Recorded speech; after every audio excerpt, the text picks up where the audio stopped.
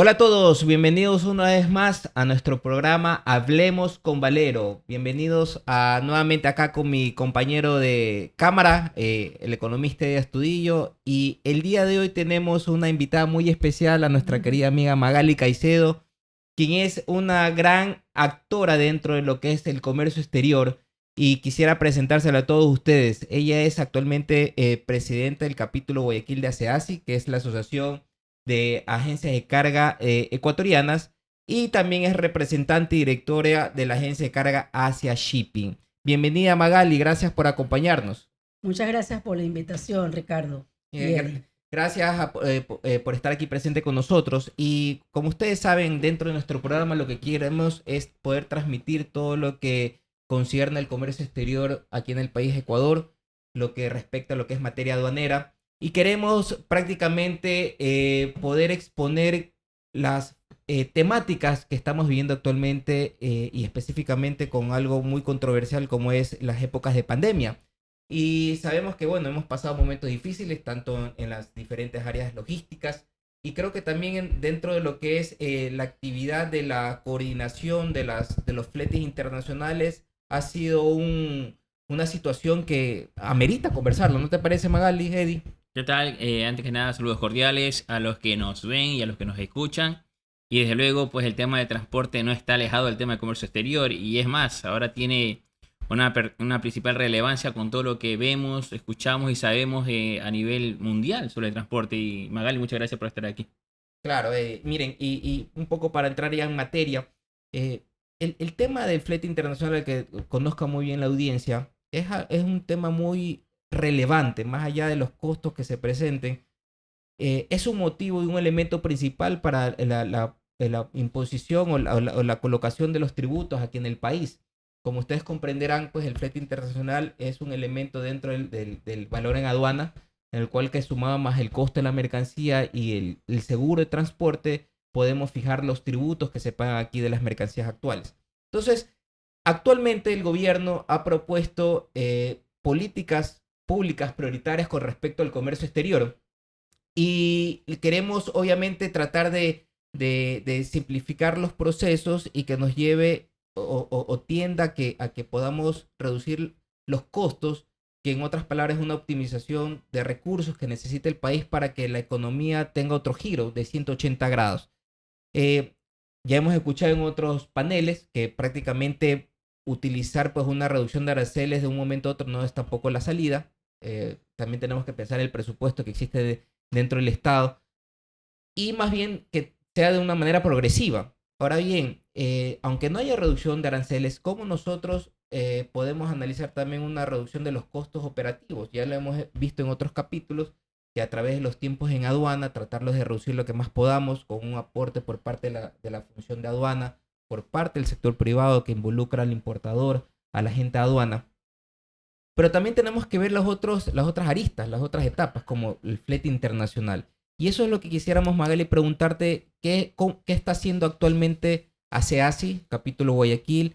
¿Cómo se está analizando el comportamiento de los fletes internacionales, o de los movimientos que están teniendo todas las rutas hacia el Ecuador o a nivel internacional, ¿no? Sí, bueno, es algo bastante amplio porque con los fletes internacionales no podemos tener control como gobierno, como país. Estos son los precios que da el mercado de las navieras, pues son entes gigantescos, extranjeros, que ellos van a manejar también esto en base a lo que, a cómo se maneja desde siempre, en base a la oferta y la demanda. Y los fletes al momento sí están sumamente Elevados. salido de toda Claro, órbita. pero ¿cuáles serían los fundamentos de que se hayan incrementado los fletes? ¿Cuál sería la posición de los agentes de carga? Bueno, el génesis de esta situación realmente fue el COVID, ¿no? Cuando La nos pandemia. encontramos en una pandemia que cerró la producción en China desde aproximadamente el 20 de enero del 2020, y ellos estuvieron paralizados más o menos hasta marzo sin poder hacer los embarques correspondientes para ese periodo, lo que dio lugar también a que haya un cuello de botella cuando ellos ya tuvieron que empezar a hacer los embarques. Una vez que ellos empiezan a hacer los embarques, en cambio nos empezamos a cerrar los demás países, porque nos llegó también la pandemia a nosotros. Entonces, han habido situaciones que ha dado lugar a que los fletes de un momento dado bajen en inicios del 2020 y después empiecen a subir de una manera vertiginosa. Claro, ¿no? pero yo creo que es importante que le expliquemos a la audiencia también que hay, creo que otro elemento que podríamos traerlo aquí para analizarlo. Recuerdo que hay también una política internacional con respecto a los objetivos de sostenibilidad al medio ambiente, que estableció que en el año, a partir del 2020, todos los medios de transporte, especialmente los buques navieros, deban cambiar todos sus componentes Adecuar sus mecánicos, motores, adecuar claro, sus motores para y el creo que nuevo combustible. en otras palabras, cambiar sus filtros que sean mucho más amigables al ecosistema. Entonces entiendo que estos cambios no se dan tan fácilmente como en un cambio de un filtro en un vehículo terrestre, sino que esto tiene que hacérselo con la debida antelación. Y buques que no pudieron alcanzar a cumplir con este objetivo, pues tendrían que salir de la ruta, de la actividad. Y los nuevos que prácticamente deberían entrar con esta tecnología tampoco es que están a disposición inmediatamente, sino que uno tiene que entrar en una especie de turno para la elaboración o la fabricación de estos buques y puede pasar mucho tiempo. De hecho, cuando se estableció esta medida, pues ya había una reserva para poder fabricar y puedan cumplir con estos requisitos. Ahora bien, a partir del 2020, este cambio hizo que este cambio de metodología o de mecanismo incrementó los fletes internacionales. Hubo un recargo puntual del que nosotros como embarcadores fuimos informados a inicios del 2019, porque este cambio fue prácticamente en el 2019 la afectación. Pero realmente fue un recargo de máximo $500, que no es a lo que estamos viviendo ahora con fletes de $10,000, de $12,000, dependiendo la ruta, ¿no? Porque no todas las rutas, hay rutas más afectadas que otras, hay rutas que con 600% de incremento, 900%. Respecto a lo que antes pagaban. Exacto, 1.500. respecto a lo que antes se pagaba. Y eso también traigo a colación lo que indicaba Ricardo, al calcular tú para tus tributos localmente lo que vas a pagar, la sumatoria del porcentaje de lo que es el flete, claro, el costo y el seguro, sí, tienes también una afectación fuerte, ¿no? Porque si tú pagabas un 20% sobre un flete de 1,000, pagabas $200. Claro. Ahora estás pagando 2,000. Y yo tenía entendido y leía de que ese incremento, cuando se trata de mercancías electrónicas, se puede dilucidar en centavos porque es bien costoso, pero cuando se trata de materias primas, que es más económico, es más fuerte el golpe, por lo tanto, a la empresa o al sector empresarial. Claro, o sea, depende del producto. Hoy por hoy ya las estrategias de las empresas están viendo qué pueden embarcar, revisando sus inventarios, pero los inventarios son limitados también. Entonces llega un momento en que también la empresa está en una indecisión porque necesita comercializar lo que es su know-how, ¿no? Entonces, ¿cómo comercializas algo que no tienes? Entonces, claro, empieza ahorita, tuvimos el cuello de botella, las empresas un poco paralizando los embarques por el tema del COVID o por temas económicos del país. Hay un cambio positivo en abril y los clientes ahora sí embárqueme.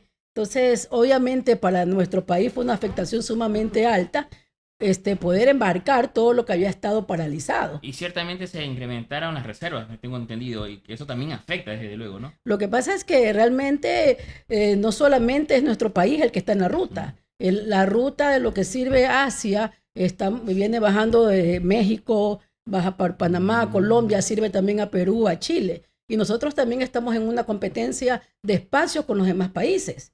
Y adicional, nosotros al tener 5% de salida de capitales, es una afectación, porque te doy un ejemplo de que la tarifa para Colombia, Ecuador, Perú, Chile sea $10,000 en el contenedor de 40 pies IQ.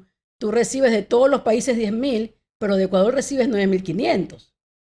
Porque claro, tienes que cargar este valor en la salida, ¿no? Magali, un poco para que la audiencia conozca más en detalle y pueda entender qué es lo que hace un agente de carga, nos gustaría que nos expliques de una manera sencilla y que ellos capten cuál es la participación importante que hacen los agentes de carga dentro de una logística tanto para la importación, el ingreso de una mercancía, como en una exportación. Sí, nosotros como agentes de carga estamos agremiados en la CEACI, como indicabas en un inicio.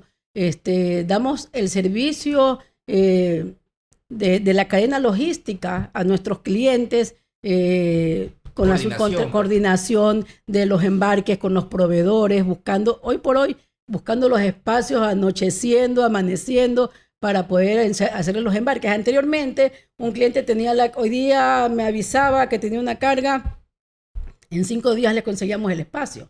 Ahora realmente hay una fila de 3 semanas para poder hacer un embarque. Entonces, claro, un poco como analogía para que la audiencia nos entienda, lo que hace una agencia de carga, corrígeme si me equivoco, Magali, es prácticamente lo que hace una agencia de viajes para las personas, para los pasajeros. Cuando uno quiere irse de viaje y necesita pues la asesoría de cuáles son los destinos, cuáles son las rutas, los tiempos, los costos, pues se recurre a esta agencia de viajes para que le otorgue toda la información. La misma manera es con los agentes de carga, en el cual pues sí, para poder trasladar la mercancía de un país a otro, necesitamos la asesoría de ellos para que nos indique cuáles son las rutas, los medios de transporte, los tiempos y todas las afectaciones que podría tener una mercancía en el trayecto, ya sea por vía específicamente marítima, pero también aérea o terrestre. ¿No es así, Magali? Así es, exactamente. Nosotros ya tenemos nuestro know-how. Asia Shipping, por ejemplo, tiene ya 25 años en el mercado, entonces conocemos y asesoramos a los clientes, porque hay puertos que ahorita, bueno, recién abrieron ya Yantian, pero el puerto estuvo cerrado. Y esa fue una afectación inimaginable. Claro. Pero la afectación también implica el tipo de necesidad. Tengo entendido, por ejemplo, y me corrige si me equivoco, de que si yo necesito un contenedor vacío es muy complicado. Si voy a usar un contenedor que viene y va a ser vaciado acá, ese es más factible. Pero si es FCL es complicado. En cambio, si uso LCL es más fácil. ¿Es cierto o estoy equivocado? Pero para que expliques qué es FCL, el FCL es el contenedor lleno, completo, y el LCL es cuando yo utilizo una parte de ese contenedor y lo comparto con otros. Carga suelta, ¿no? Como carga suelta. Bueno, realmente todos los contenedores están dentro del sistema de las navieras.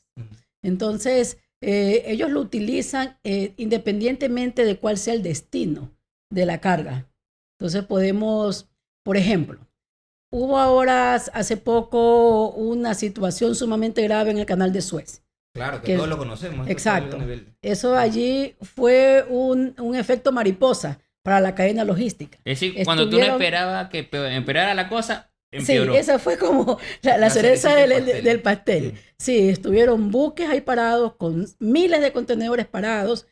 Así no esté Ecuador en la ruta o no haya tenido Ecuador carga allí en esos buques, hay una afectación en cadena mundial. Por el uso de los contenedores que estoy esperando. Exacto, hubo un atraso y las navieras, para que sus buques vuelvan a entrar al itinerario, porque es muy importante el itinerario del buque, tuvieron que saltarse puertos, llevarse las cargas, después esas cargas que tú estabas esperando, transbordarla para que te llegue, y todo eso en tiempo es una afectación también financiera, porque ya pagaste la carga pero no la tienes, y se te atrasa cada vez más. ¿Sabes qué te recomiendo, Magali, en esa situación tan fea? Un café Gardela.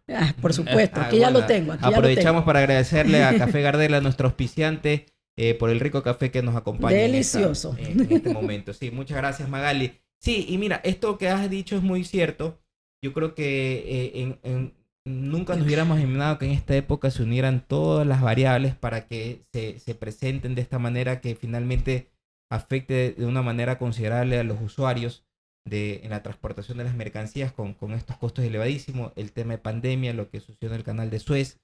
Yo creo que también el cambio de esta modalidad de los mecanismos de los buques que tienen que adecuarse al ecosistema, ser unos medios sostenibles, ha hecho que se produzca una situación que verdaderamente tenemos que analizarla, ya no solo desde el punto de vista del medio de transporte o el flete internacional, sino cuáles son las variables que afectan a las cadenas accesorias. Por ejemplo, entiendo que Ecuador, a nivel de navieras, es el primer país de carga perecible contenerizada, de exportación. De exportación, como podemos concluir que es por el banano y el camarón. Es muy atractivo para las navieras llegar acá al país, pero claro, una cosa es poder sacar nuestros productos, pero necesitamos las unidades de carga, y los contenedores que ingresan como importación prácticamente no tienen motivo, no tienen mercancía también para su salida, porque recordemos que el banano y el camarón utilizan medios especiales.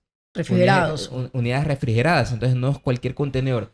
Y los contenedores básicos, por decirlo así, estándar, que ingresan al país, no tienen prácticamente salida. Y hasta se ha dicho que Ecuador se vuelve un cementerio de contenedores secos, por decirlo así. Sí, pero bueno, realmente dentro de la operación de las navieras siempre hay esta situación de hacer reposición de unidades vacías dependiendo del puerto o del país que lo necesite. Nosotros tenemos la ventaja de tener bastante refrigerado, cuestión tal de que podemos acceder desde ciertos puertos a traer unidades refrigeradas apagadas que en nuestra industria se conoce como equipo NOR. Traes la carga seca dentro de un contenedor refrigerado apagado y te ahorras un 20% de la tarifa. Pero esto no está disponible en todos los puertos tampoco. Por el equipo de unidad sería. Sí, porque tiene que haber algo circular, ¿no? Tiene que primero el contenedor llegar al puerto con carga refrigerada, que ese puerto, por ejemplo, mucha banano se va a Dalian. Entonces, desde ese puerto se puede traer unidades NOR sin problema. Pero hay otros puertos donde no se recibe carga refrigerada, por lo menos no desde nuestro país. Entonces, todo tiene que ahí ir de la mano. Exacto.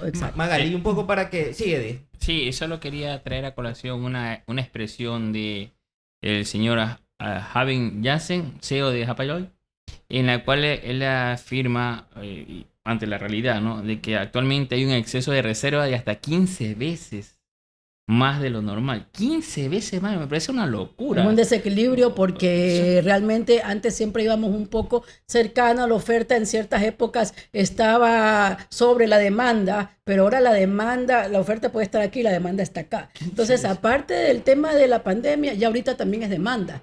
Claro, lo que se suma, empieza a bajar la mercadería de Navidad, que no solamente tenemos Navidad en Ecuador, es a nivel mundial. Claro. Y la fábrica de estos productos es China. Claro. Entonces es una situación que tu carga que necesites, que no tenga nada que ver con Navidad, va a pelearse el espacio con esta carga, que de paso es una carga liviana, que es muy apetecida por las navieras. Magali, muy bien que haces referencia a esto. ¿Qué nos podrías decir? ¿Cómo está Asia actualmente? ¿Ya están todos los puertos habilitados? ¿Cómo es el comportamiento? Sabemos que obviamente no ha vuelto a la normalidad todavía, pero ya hay algunas facilidades que otorga Asia. Por ejemplo, Asia Shipping está dando algún tipo de beneficio o algo para poder lograr que esta reducción de los tiempos de turno no se vea tan conglomerado, por decirlo así. Lo que estamos haciendo es manteniéndonos muy cercano al cliente, de saber en qué tiempo va a estar lista su carga, para nosotros empezar a trabajar desde hoy el espacio. Y ya, o sea, los tiempos en que una semana... ¿Cuánto tiempo de anticipación tienen que pedir un turno, por ejemplo? 3 semanas. 3 semanas. Sí. ¿Y antes cuánto era más o menos el promedio? ¿Una semana? Una semana, máximo 2. Claro. Pero ahora con 3 semanas es claro, lo eso es importante que conozca la audiencia, porque algunas veces se desconoce cuáles son las realidades por las cuales no se puede tener un pronunciamiento expedito por parte de la gente de carga con estas reservaciones de turno. Ya estamos escuchando que existe una alta demanda.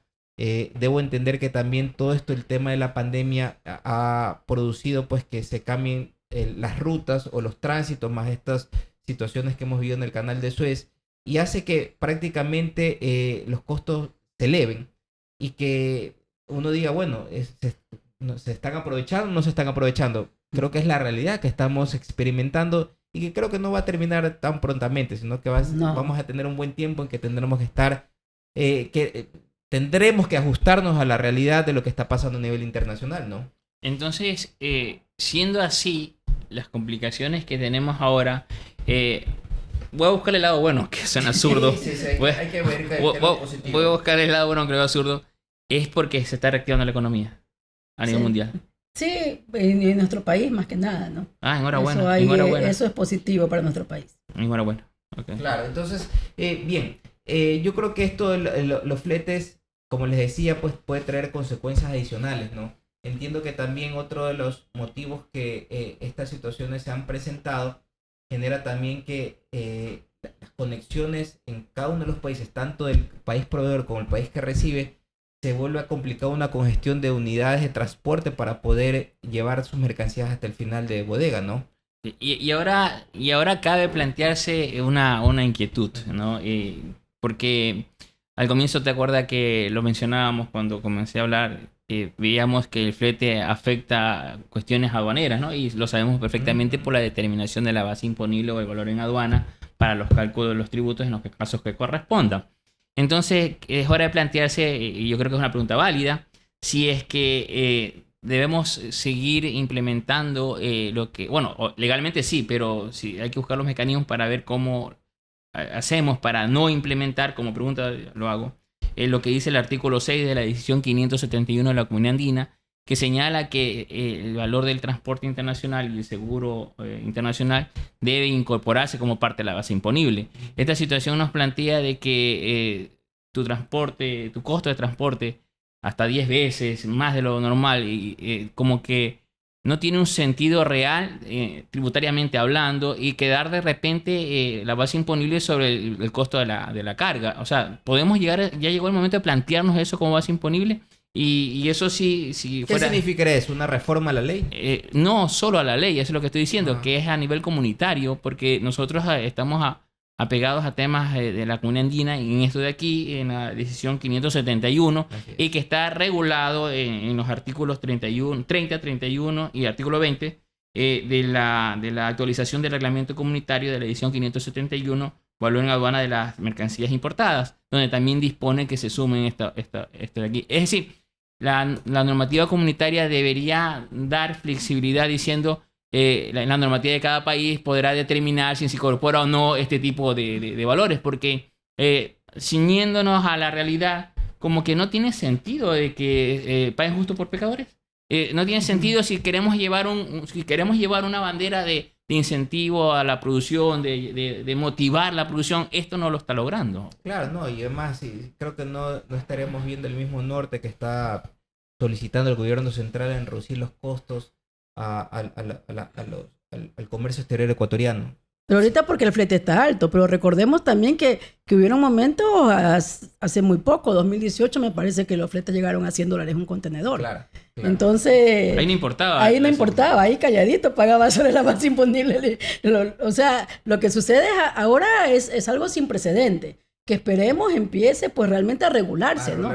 Naturalmente. Pues, exacto, de una forma natural. Claro, sí. Entonces, ¿cuáles serían las recomendaciones, Magali, en este momento para la gente que está dedicada a la importación y a las exportaciones? ¿Qué le podríamos decir para que tomen en cuenta todas estas situaciones que están pasando? Yo creo que es importante revisar un poco. Esto nos mueve el piso a buscar la forma de ser más estratégicos dentro de todas las diferentes unidades de negocio que tenemos en nuestras empresas, ¿no?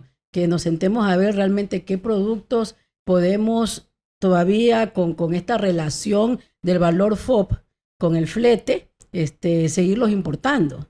Qué productos dejan de ser interesantes.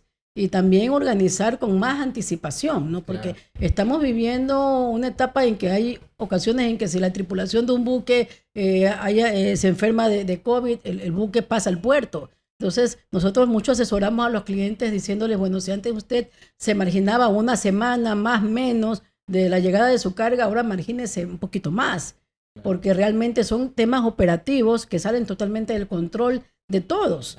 Pero Magali, si tú me dices eso, o sea, estoy tratando de ponerme, oye, yo me manejo el esquema justo a tiempo, me dañas mi esquema justo a tiempo, me dañas mi producción, me dañas todo. Ya sé, ese esquema que se originó en Japón, ya ni en Japón lo pueden mantener, porque la realidad es lo que estamos viviendo. Ya creo que es algo que sale de nuestras manos y por estas variables que hemos analizado, que ya dependen mucho de la naturaleza y situaciones imprevistas, que como estos accidentes que hemos analizado a nivel internacional, que producen que la rotación, como bien indicaba, que debe darse de una manera espontánea, se vea afectada. Así es. Son cuestiones que va a tomar mucho tiempo en que volvamos a una normalidad. Es que hay cuello de botella en los módulos, cuello de botella en el transporte interno, en la naviera, en los contenedores vacíos, o sea, en todas las etapas para que te llegue tu carga. El proveedor también con personal con COVID, la producción no está al 100%, o sea,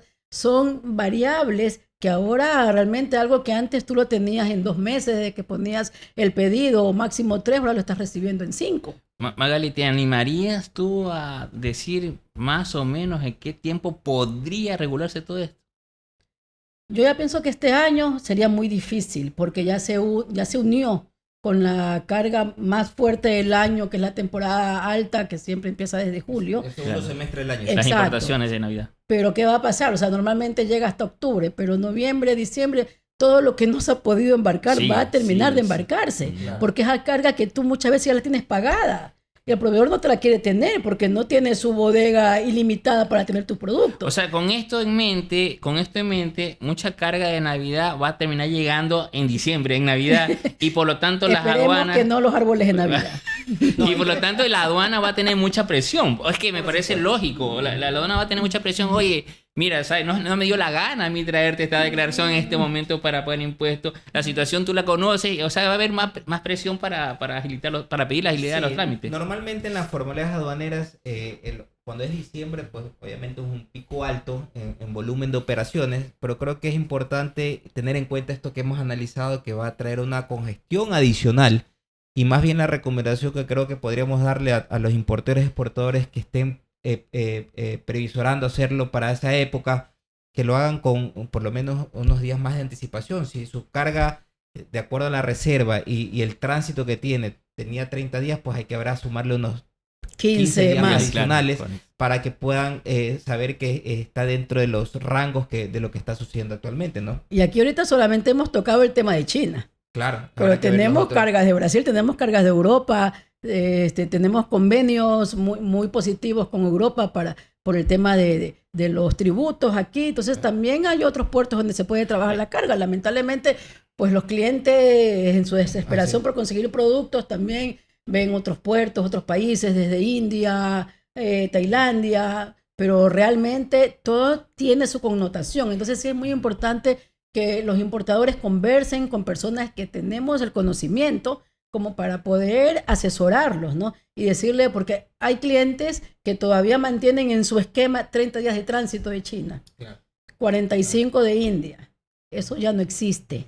Ahora, ¿cuánto tiempo promedio se dan más o menos? En todos estos puertos hay una demora por el motivo Por que todo lo que hemos sea, analizado. porque hay fila para entrar al Ah, sí, puerto, están en- porque no puedes Ajá. entrar el contenedor, El turno, ajá. se sale del car-off, tienes que esperar una semana más al siguiente buque de la misma naviera de la que tienes el contenedor, entonces ya no puedes manejar ese esquema. Hasta huelga creo que hubo un puerto. O sea, ha habido realmente situaciones que han salido de lo normal. Claro, yo creo que es importante que como país podamos aprovechar, como bien indica Magali, lo que está sucediendo a nivel internacional, lo que pasa en nuestra región. Ustedes saben que los puertos que acostumbran a ser puertos de transferencia son los puertos de nuestros países vecinos, tanto de Callao en Perú como del sur con Perú, y en el norte de Colombia con Buenaventura. Ujú. Que actualmente son puertos que están congestionados por todos estos elementos que hemos analizado. Y actualmente Guayaquil, el país, puede actuar como un puerto de transferencia con todas las infraestructuras que se encuentran actualmente dentro de la ciudad y fuera de la ciudad, ¿no, verdad? Así es. Sí, es el momento adecuado. Realmente nosotros tenemos la capacidad y ahora también tenemos el apoyo gubernamental de un pensamiento que es pro comercio exterior. Así es, así es. Así que bueno, esperemos que las cosas cambien a nivel internacional y especialmente en nuestro país.